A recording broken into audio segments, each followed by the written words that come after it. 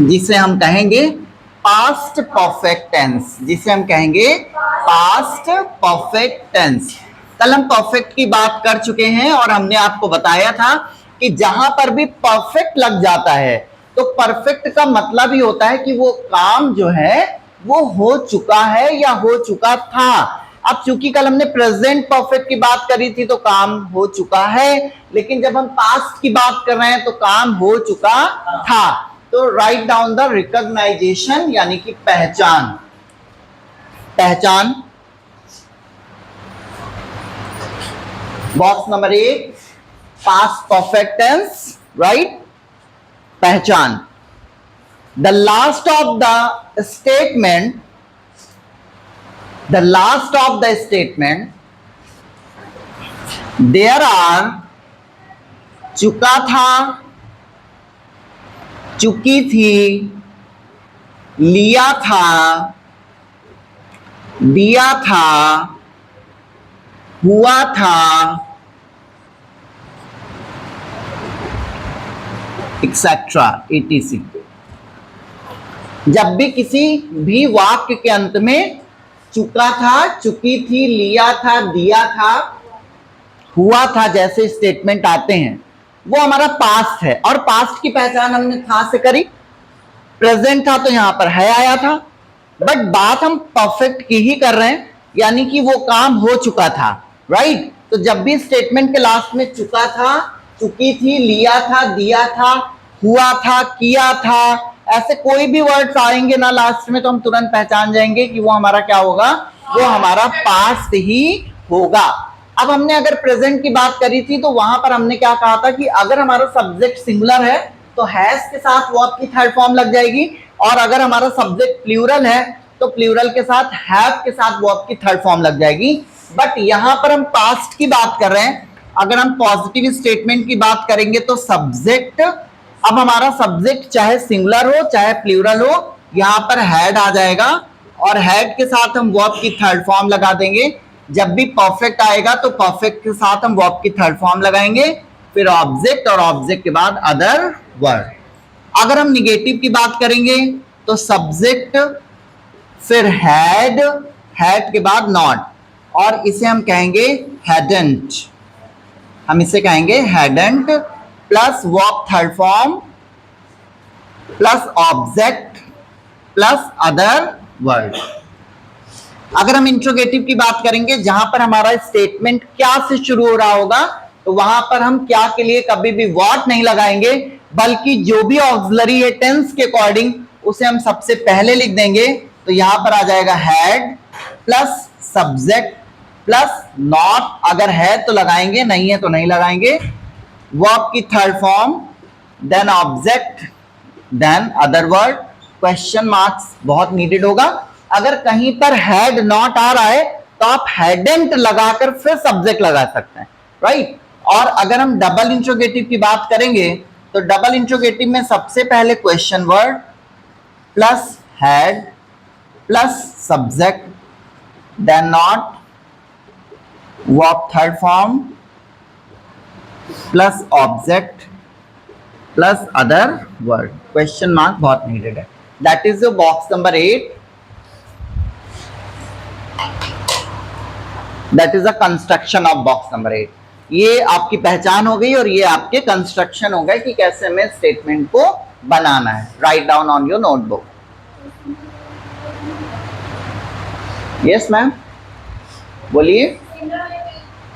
Singular हो या plural सभी के साथ हैड ही लगेगा। यस, जैसे फ्यूचर में हमने विल का यूज बताया है कि शैल नहीं लगता है, उसी तरीके से यहाँ पर हैड लगेगा, चाहे सब्जेक्ट सिंगुलर हो या फिर प्लूरल हो।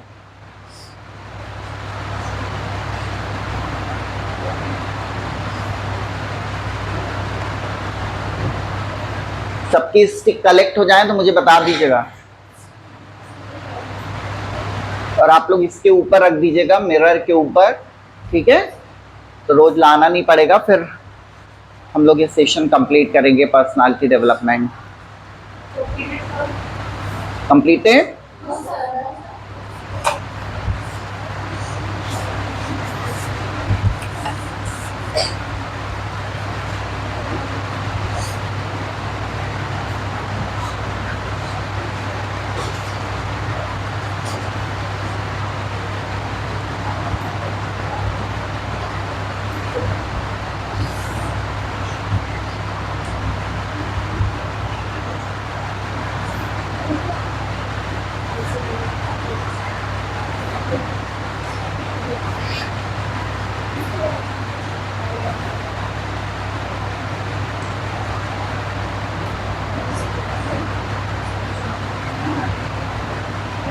Make haste please,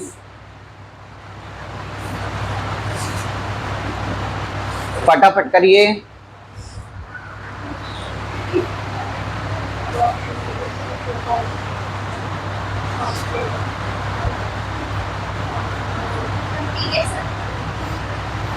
Okay, write down the statement.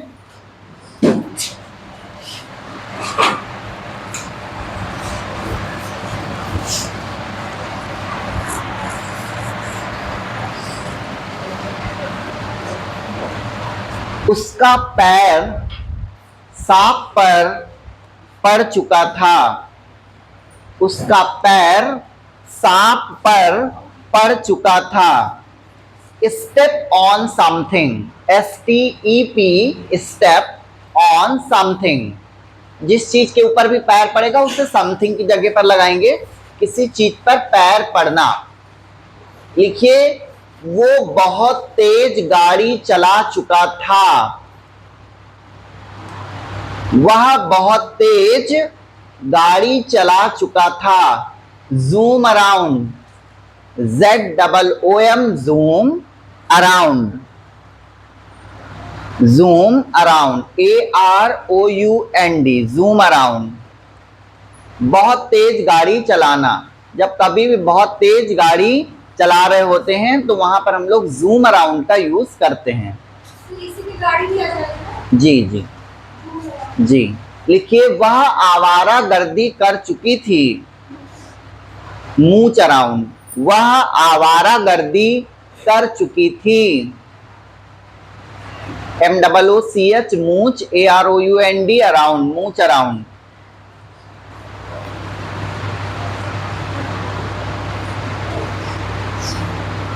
वह बदल चुकी थी। वह बदल चुकी थी। Turn over a new leaf, turn over a new leaf. वह बदल चुकी थी। TURN, turn, OVER, over, NEW, new, LEAF, leaf. Turn over a new leaf.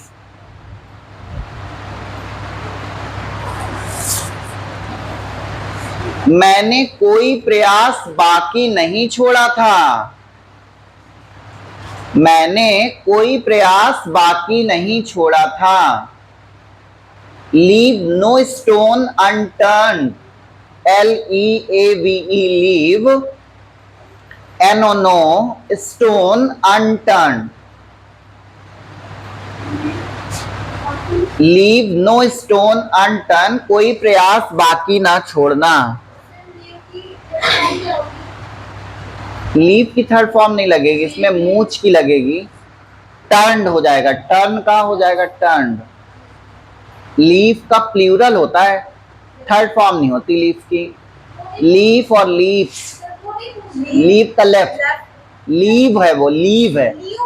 Leave, leave का मतलब लेफ्ट हो जाएगा। Leave, left, left. नेक्स्ट, वह तुम्हारे बारे में भविष्यवाणी नहीं कर चुका था। वह तुम्हारे बारे में भविष्यवाणी नहीं कर चुका था। Predict, PREDICT, predict. प्रिडिक्ट माने होता है भविष्यवाणी करना। अच्छा देखो, एक पंडित जी लोग होते हैं या फिर शेयर मार्केट वगैरह में आप पिछले आंकड़ों को देखकर जो भविष्यवाणी करते हैं उसे फोरकास्ट कहते हैं।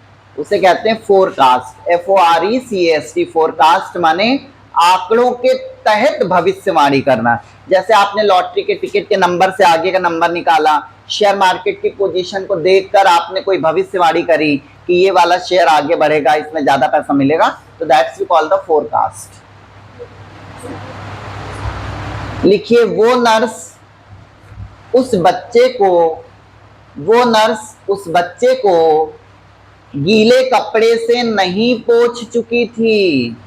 वो नर्स उस बच्चे को गीले कपड़े से नहीं पोंछ चुकी थी।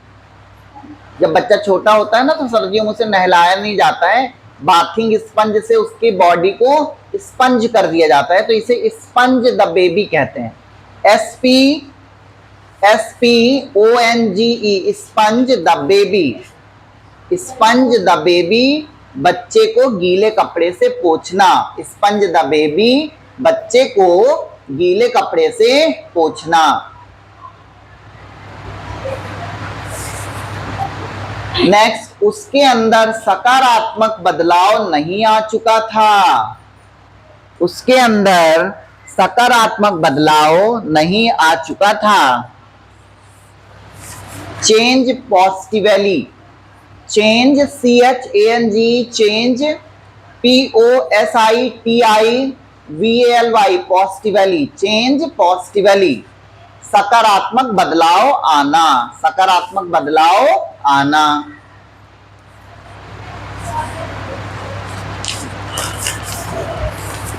क्या विकास कबाड़ी वाले को बुला चुका था? क्या विकास कबाड़ी वाले को बुला चुका था? क्या विकास कबाड़ी वाले को बुला चुका था? कबाड़ी वाला लिख लीजिए, junk monger, JUNK, junk monger, JUNK junk, MONGR monger, oblique करके लिख लीजिए जंक डीलर, मतलब DEALER, जंक मोंगर कहें या फिर जंक डीलर कहें, कबाड़ी वाला। और जंक माने कबाड़।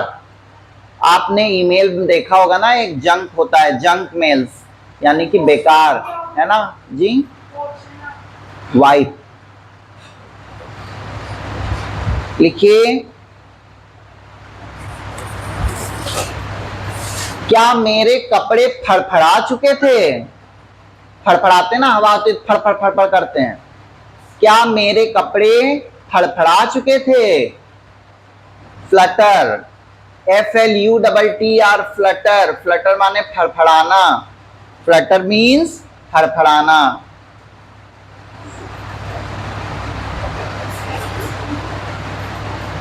क्या वह अपना पेन खो चुका था? लॉस, LOSE कल हमने बताया था, लॉस माने खोना, LOSE, लॉस मीन्स खोना। और एक होता है लूज, LOOSE, लूज, लूज माने होता है ढीला, लूज माने क्या होता है? ढीला। लिखिए, तुमने नाक क्यों नहीं खोदी थी? तुमने नाक क्यों नहीं खोदी थी? तुमने नाक क्यों नहीं खोदी थी? नाक खोदना के लिए लिख लीजिए pick someone's nose, pick someone's nose. तो अब आप अपनी नाक खोदेंगे तो पिक योर नोज, है ना, नाक खोदना, पिक माने खोदना, दिन भर जो खोदते हैं आप लोग। लिखिए, उसने कपड़े क्यों खंगाल लिए थे? उसने कपड़े क्यों खंगाल लिए थे? रिंज माने खंगालना। काजल मैम बैग में बैठ जाती हैं पीछे और बस नाक की खोदा करती हैं। रिंज माने कंगाल, खंगालना, रिंज माने क्या होगा? खंगालना, खंगालना। लिखिए, वो उसने कपड़े क्यों खंगाल लिए थे? उसने कपड़े क्यों खंगाल लिए थे? उसने कपड़े क्यों खंगाल लिए थे? लिखिए, वो विकास के जख्मों को क्यों कुरेद चुका था? वो विकास के जख्मों को क्यों कुरेद चुका था? क्यों कुरेद चुका था? Reopen someone's wounds, reopen someone's wounds, WOUNDS, wounds, किसी के जख्मों को कुरेदना, है ना, किसी के जख्मों को कुरेदना। Reopen someone's wounds, reopen someone's wounds, किसी के जख्मों को कुरेदना। आप जिसके जख्मों को कुरेद रहे हैं उसका नाम समवन्स की जगह पर, समबडीज की जगह पर आ जाएगा, राइट, समबडीज की जगह पर उसका नाम आ जाएगा, जिसके भी जख्मों को आप कुरेद रहे हैं। किसी के जख्मों को कुरेदना। लिखिए, वह अपने चेहरे पर अखबार से हवा क्यों कर चुका था। वो अपने चेहरे पर अपने अखबार से हवा क्यों कर चुका था। Fan one's face with the newspaper. Fan one's face with the newspaper. अपने चेहरे पर अखबार से हवा करना, ऐसे आप ले लेते ना, ऐसे जैसे मान लीजिए हमारा अखबार है तो हम ऐसे ऐसे करते हैं, तो fan one's face with the newspaper. Right? Let's proceed. जहां पे भी आपको दिक्कत हो हमसे, शबनम मैम से, सारिका मैम से आप पूछ सकते हैं।